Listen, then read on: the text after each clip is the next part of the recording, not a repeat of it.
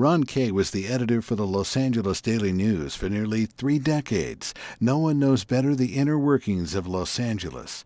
Mr. Kaye was horrified by the unreasonable disbarment and jailing of Richard Fine. Fine's personality is difficult. He's a difficult man. He has such strong beliefs, but I thought that was an inalienable right to life, liberty, and the pursuit of happiness in this country that we all shared. If there was anything that brought us all together, it's that phrase. And Richard Fine didn't hurt anybody. He didn't steal anything. He didn't take away from anybody anything. He challenged the legal and judicial system to perform, and their way of dealing with him was to find moral turpitude for his exercise of his civil liberties as an American. The attorneys who brought the contempt case, the attorneys for the developer, referred to him as a bully and urging the judge to hold him in contempt, as if that would justify what they were asking for. I don't know what the statute is on bullying. I suppose if you bully in some place in a physical way, it would be an assault. But he didn't assault anybody. He used the law as an instrument for fighting for what he believed in. And we don't have to agree with Richard Fine in order to admire both his courage, determination, and his passion for his causes and his right to fight for it. And the fact that he's tied up the developer and made their life miserable, it was within the law. He didn't go and damage their property and do things that were extra legal. And the fact that one man can bully a wealthy developer is really the attitude of our political and governmental system. That's how they treat us all in some way. We're seeing in Los Angeles every day the use of power to suppress the yearnings of the people, whether it's in neighborhood councils or in any aspect of the city.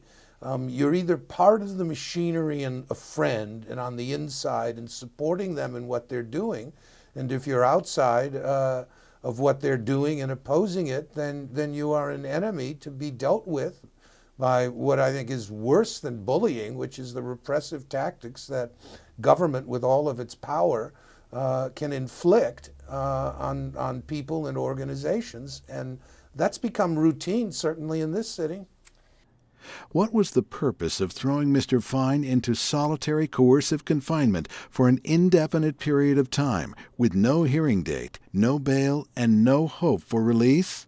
Well, I think it's total intimidation. I think that's its whole purpose, is to draw a line of what you can do to pursue your beliefs and to use the law. And I think to a lawyer who has a life and wants to stand up, sees an injustice, sees something wrong, you have to be very circumspect. I think it's very repressive.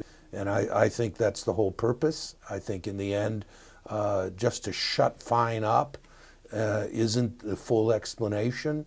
It's a message to every lawyer, to every one of us, of that the system can lock you up as if this was in fact a dictatorship where the rule of law no longer applies. And I think that goes to the heart of what much of the struggle is about in Los Angeles, is the rule of law does not apply.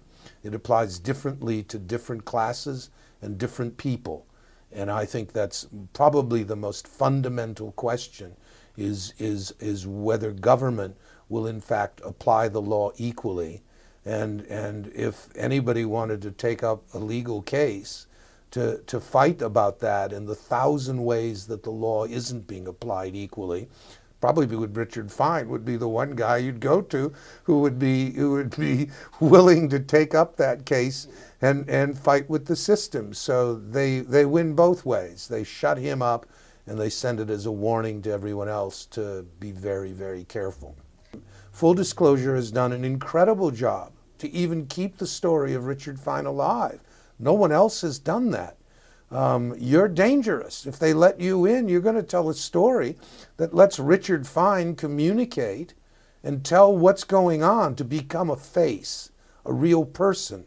And that's the most powerful thing in journalism. Stalin, of all people, has the most famous quote on the subject: 1 million deaths is a statistic, but one death is a tragedy.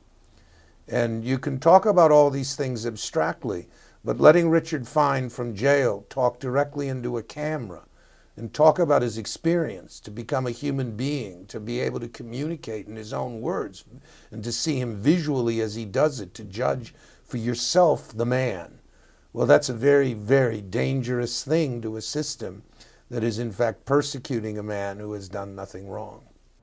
Mr. Kaye offered this response when he was asked why every higher court had completely disregarded all of Mr. Fine's appeals. I don't know a more shocking edge to this terrible story of Richard Fine's incarceration than the fact that the system so completely closed ranks to protect, in this case, the criminals, and persecute the person who brought it to light. And I think in a very major way, the Fine case exposes just the depths of the system's solidarity to itself and its self-protective nature, because it's a relatively monolithic system.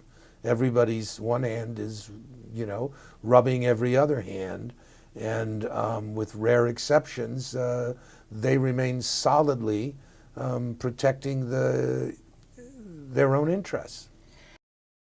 I just wondered in closing if there's anything that you would like to recommend that the public could do with regards to this situation with a man that stood up for what he believed. Well, I think they really need to pay attention, first of all, and watch the videos you've produced and get some information so that it's clear in their own head that this is a great injustice, and if they can do it to Richard Fine, they can do it to any of us who stands up for what we believe in. And then I think the first step is to get an email address, email the sheriff, email the county supervisors, email the leaders that you can find, and speak out about it, and make your voice heard, and don't be passive to it. I'm sure you are building channels for direct expression to them and to participate. Every voice, and I've seen it in my civic engagement, you get a couple of hundred emails and phone calls into these officials, and when they've been getting none, and they wake up and think there's a trend. One of the great lessons of civic activism is the teachings of a great community organizer named Saul Alinsky, who I met in college in the 60s, and his motto was, it doesn't matter how much power you have, it matters how much power they think you have. So if you can give them the thought that we are organized, that we have power, that we care, that we will not tolerate injustice, I think free Richard Fine may just happen. This is only a brief excerpt of an astounding and revealing interview examining the forces that allowed this to happen. This complete interview will soon be released on DVD and on cable channels across America. If you would like more information or to obtain DVD copies or transcripts of the complete interview, contact Full Disclosure at fulldisclosure.net.